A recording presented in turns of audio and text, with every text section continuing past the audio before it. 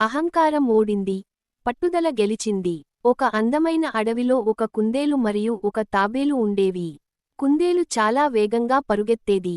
తాబేలు నెమ్మదిగా నడిచేది. ఒక రోజు కుందేలు తాబేలును చూసి నవ్వింది.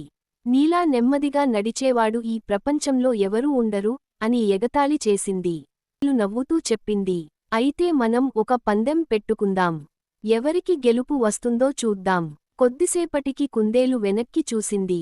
తాబేలు చాలా దూరంలో కనిపించింది.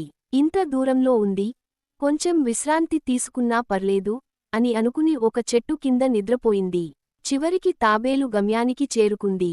అడవిలోని జంతువులందరూ చప్పట్లు కొట్టారు. తాబేలు పందెం గెలిచింది. కుందేలు తన తప్పు గ్రహించింది.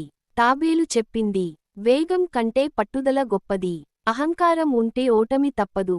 నీతి: నెమ్మదిగా అయినా పట్టుదలతో ముందుకు వెళ్తే విజయం మనదే.